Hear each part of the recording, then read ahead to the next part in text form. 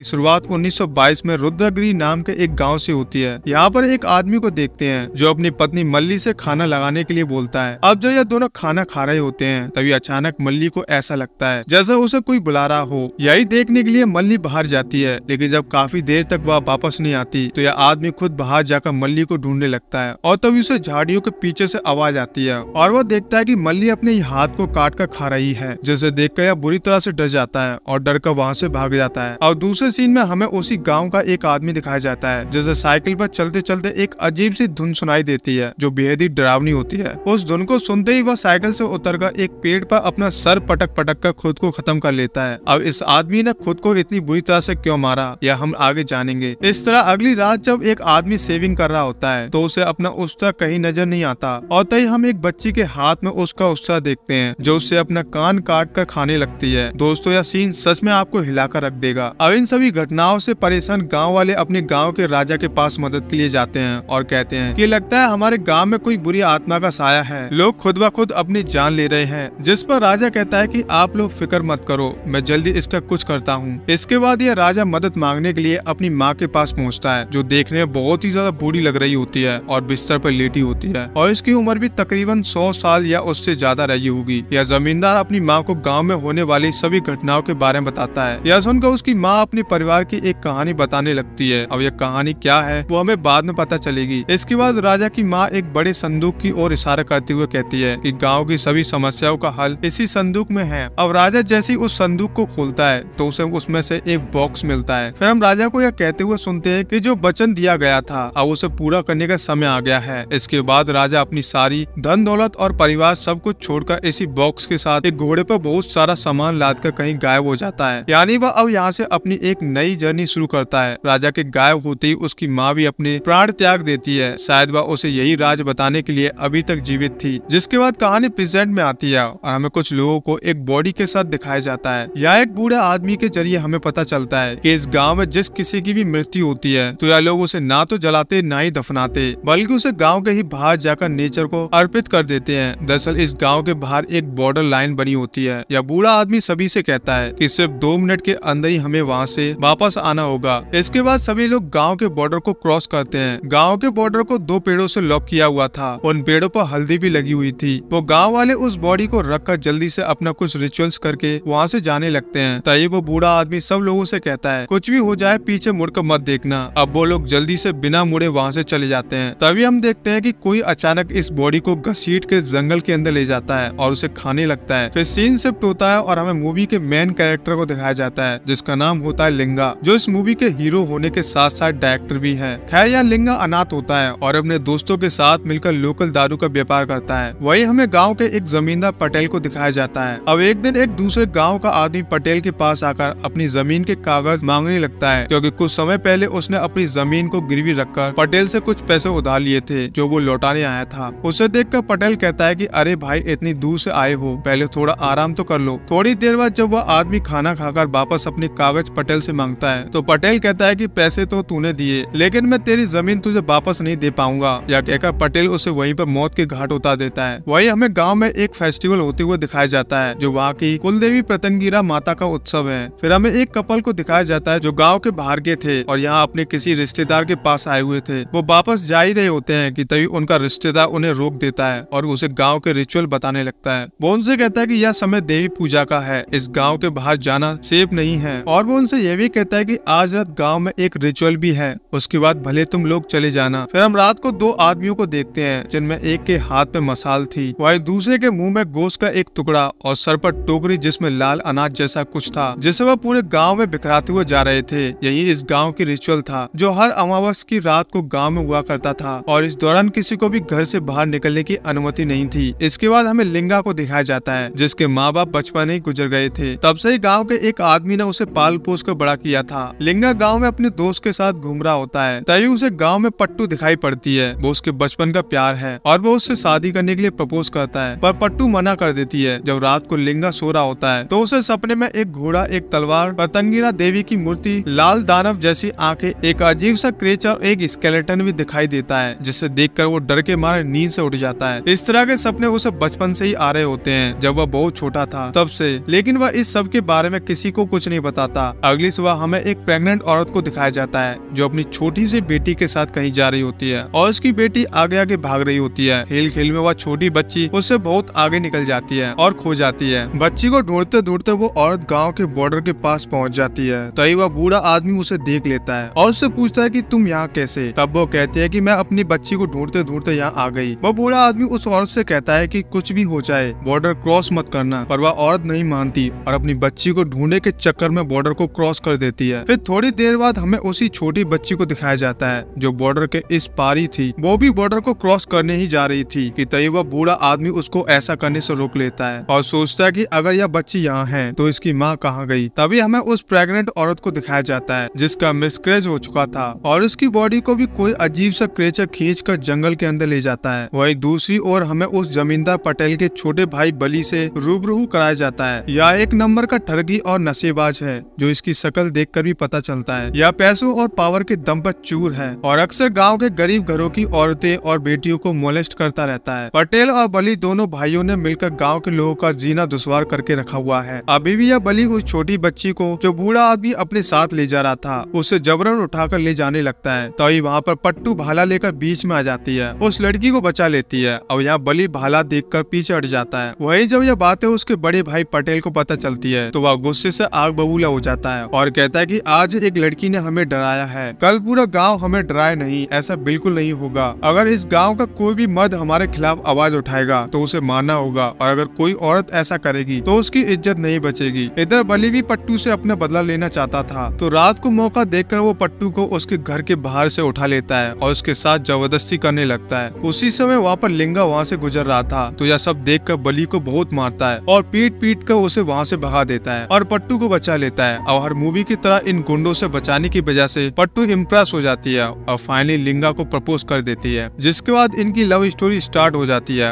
अब सीन यहाँ से चेंज होता है और हमें एक साध्वी को दिखाया जाता है जो प्रत्यंगिरा देवी की उपासक होती है। कुछ लोग उसके पास एक लड़की को लेकर आते हैं जो बुरी शक्ति से पजेस थी। उसको देखकर वह साध्वी से कहती है कि ग्रह नक्षत्रों का यह समय उचित नहीं है, इस समय बुरी शक्तियाँ चारों ओर अपने पांव फैला रही हैं। इसके बाद साध्वी उस लड़की को अपने मंत्रों से ठीक कर देती है और हमें पता चलता है कि यह साध्वी हमेशा गांव वालों को बुरी शक्ति से बचाती है। इधर लिंगा अपनी प्रेम कहानी के अंतिम पन्नों को पूर्ण करने के लिए मतलब शादी का हाथ मांगने के लिए पट्टू के पापा के पास जाता है। वो उससे कहता है कि पट्टू की शादी में उस आदमी से करवाऊंगा जिसके पास अपनी जमीन और जायदाद होगी, तुम्हारे पास दारू के अलावा है ही क्या। इस बात को सुनकर लिंगा कहता है कि उसके पास उसके पुरखों की 2 एकड़ जमीन है जिसका वह इकलौता वारिस है। इस बात को सुनते ही पट्टू के पिता उससे कहते हैं कि वह जमीन तो तुम्हारे दादा के जमाने से जमींदारों के पास गिरवी रखी है, पहले अपनी जमीन छुड़वाओ फिर शादी के सपने देखना। इसके बाद लिंगा अपने दोस्तों के साथ बैठकर यही सोचने लगता है कि पटेल तो इतनी आसानी से जमीन नहीं देगा, लेकिन फिर भी उसे पट्टू के लिए यह सब करना होगा। खैर अगली सुबह लिंगा कुछ लोगों को लेकर जमींदार पटेल के घर जाता है और उससे अपनी जमीन के कागजात मांगता है। पटेल कहता है कि तुम्हारे दादा ने वो जमीन यहाँ पर गिरवी रखी थी, ना तुम्हारे दादा उसे चुका पाए, ना तुम्हारे बाप और ना तुम, ऐसे कैसे जमीन दे दूं। लिंगा गुस्से में कहता है कि पटेल साहब मुझे अच्छे से पता है कि कर्जा कब का पूरा हो चुका है, लेकिन फिर भी आप जमीन नहीं दे रहे हो। वही हम साइड में बली को भी खड़ा हुआ देख पाते हैं और फिर लिंगा और बली के बीच तकरार हो जाती है। तभी पटेल लिंगा से कहता है कि ठीक है, तुम्हें जमीन चाहिए तो तुम्हें 2 एकड़ जमीन के बदले 4 एकड़ जमीन दूंगा, पर गाँव के बाहर वाली। और लिंगा इस चीज के लिए राजी हो जाता है, जिसके बाद पटेल कागज पर साइन कर देता है और लिंगा कागजात लेकर गाँव वालों के साथ वहाँ से चला जाता है। उसके जाने के बाद बली पटेल से कहता है कि भैया उसे आपने ऐसे ही क्यों जाने दिया, उसे तो जान से मार देना था। पटेल कहता है कि वो गरीब जरूर है पर पूरा गांव उसके साथ है और वैसे भी जो जमीन मैंने उसे दी है वो साबित है, वो वहाँ जाएगा तो खुद मर जाएगा। कभी कभी जोश की जगह होश से काम लेना चाहिए। अगले सीन में हमें एक आदमी को दिखाया जाता है जिसने गलती से बॉर्डर को क्रॉस कर लिया होता है। तभी हम एक अनजान शक्ति को इस आदमी के पास आता हुआ देखते हैं जो उस आदमी पर टूट पड़ती है, जिसके कुछ देर बाद ही हमें उस आदमी का कटा हुआ सिर जमीन पर पड़ा हुआ मिलता है और कोई क्रेचर उस बॉडी को चीर फाड़ कर रहा होता है और इसके इंटरनल ऑर्गन्स को इधर उधर फेंक रहा होता है। इसके बाद हमें फ्लैशबैक का सीन दिखाया जाता है जिसमें एक दिन लिंगा अपने दादाजी के साथ उस जंगल में जाता है और वहाँ पर अचानक उसके दादाजी गायब हो जाते हैं। लिंगा उन्हें यहाँ वहाँ ढूंढने लगता है और तभी उसे अपने दादाजी की बॉडी एक पेड़ पर टंगी हुई दिखाई देती है और यही वो सपना है जो आज तक लिंगा को बार बार आता रहता है। खैर अभी प्रेजेंट में 4 एकड़ जमीन के बारे में सुनते ही पट्टू के पापा शादी के लिए राजी हो जाते हैं और दोनों की शादी हो जाती है। सब काम होने के बाद एक दिन लिंगा अपने दोस्तों से उस प्रॉपर्टीज पर विजिट करने की बात करता है। जब पट्टू मंदिर से वापस आ रही होती है तभी वहाँ पर साध्वी उससे कहती है कि तुम्हारे पति की जान को खतरा है, उसके ऊपर राहु और मंगल का अशुभ योग है। यह सुनकर पट्टू घबरा जाती है और रात को जब लिंगा घर लौट रहा था तो पट्टू उससे कहते हैं कि उस प्रॉपर्टीज पे मत जाओ, वहाँ जो भी गया है वह लौट कर कभी वापस नहीं आया। तब लिंगा उससे कहता है कि तुम चिंता मत करो, मुझे कुछ नहीं होगा। अगली सुबह लिंगा और उसका दोस्त गांव की बॉर्डर को क्रॉस करके आगे जाने लगते हैं। या जंगल को एक्सप्लोर करते हुए एक झील को पार करके आगे बढ़ ही रहे होते हैं कि तभी दोनों को बहुत सारे मानव कंगाल और हड्डियां दिखाई पड़ती हैं। यह देखकर लिंगा का दोस्त कहता है कि चलो भाई यहाँ से वापस चलते हैं, लेकिन लिंगा अपने दोस्तों को मना लेता है और फाइनली इनको वहाँ जमीन मिल जाती है। लेकिन या तो बस नाम के लिए जमीन थी, असल में यह एक घना जंगल था। यह देखकर लिंगा का दोस्त कहता है कि यह है तुम्हारी 4 एकड़ की जमीन, अब तुम्हें जो करना है कर लो। लिंगा कहता है कि मैं जरूर कुछ न कुछ करूंगा।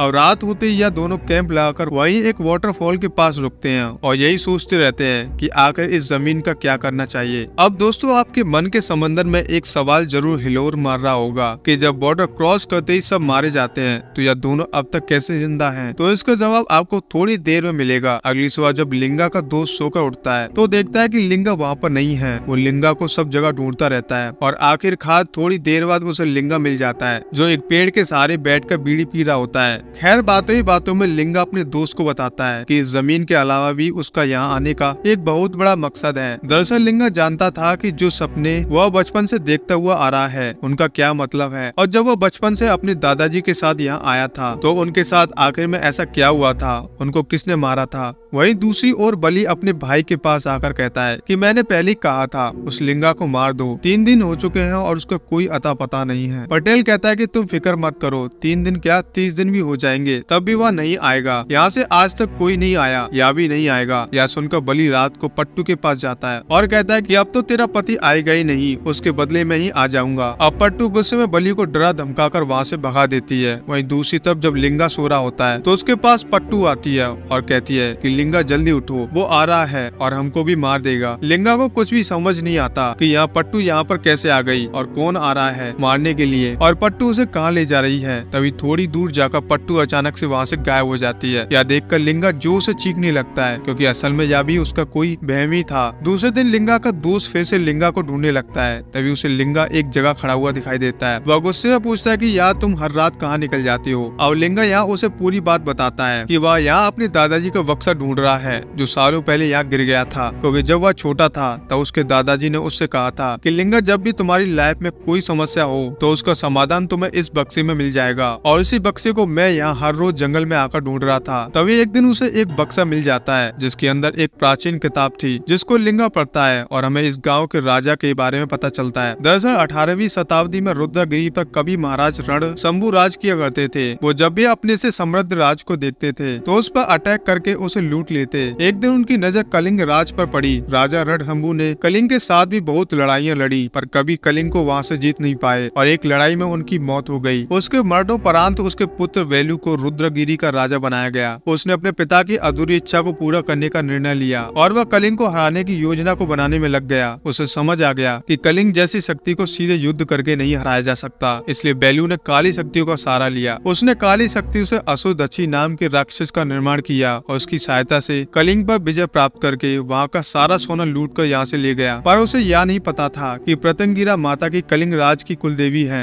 और वहाँ की धन संपदा उनकी कृपा है। खजाने को गलत तरीके से चुराने से देवी माँ प्रतंगिरा नाराज हो गई और बेलू का काला जादू उसकी प्रजा और उस पर ही उल्टा पड़ गया। उसकी प्रजा उसके सैनिक अपनी बॉडी पार्ट्स को काट कर खाने लगे और दक्षी भी बेलू के कंट्रोल से बाहर हो गया और उनके लोगों को ही मार कर खाने लगा। उसको दोबारा कंट्रोल करने के चक्कर में बेलू को भी अपने प्राण गंवाने पड़े। दक्षी सबको मारते हुए रुद्रागिरी की ओर बढ़ने लगा। तभी बेलू की पत्नी शकुंतला देवी गिरी नामक ऋषि की शरण में पहुंची और उनसे इसी चीज का समाधान पूछने लगी। ऋषि ने कहा कि यह सब तुम्हारे पति के किए गए पाप हैं, यह सब तो तुमको भोगना ही पड़ेगा, इससे अब तुम्हें कोई नहीं बचा सकता। यह सुनकर शकुंतला रोने लगती है और कहती है कि मेरे पति के पापों की सजा मासूम लोग भुगत रहे हैं, कृपा करके समाधान बताइए। तब जाकर ऋषि कहते हैं कि तुम्हें देवी की आराधना करनी होगी, तुमको गाँव के बाहर पतंगिरा देवी का मंदिर बनवाना होगा। पुराणों के हिसाब से प्रत्यंगिरा देवी ने ही भगवान विष्णु का क्रोध शांत किया था और बुरी शक्ति का विनाश किया था। सिर्फ वही इस सब से बचा सकती हैं, जिससे प्रसन्न होकर वो रुद्रगिरी के द्वार पर एक कवच का निर्माण करेंगी जिसे दक्षी पार नहीं कर पाएगा। पर तुम्हारे पति ने बहुत बड़ा पाप किया है, इसका प्रायश्चित तुम्हें बलिदान देकर चुकाना होगा। समय आने पर तुम्हारे वंश के एक राजा को अपना राजपाट परिवार सब कुछ त्याग कर देवी की मूर्ति और खजाने को एक गुफा में ले जाकर छोड़ देना होगा और वहीं अपने प्राण त्याग देने होंगे। यही इसका एकमात्र उपाय है। लेकिन यह बात शकुंतला किसी को भी नहीं बताती।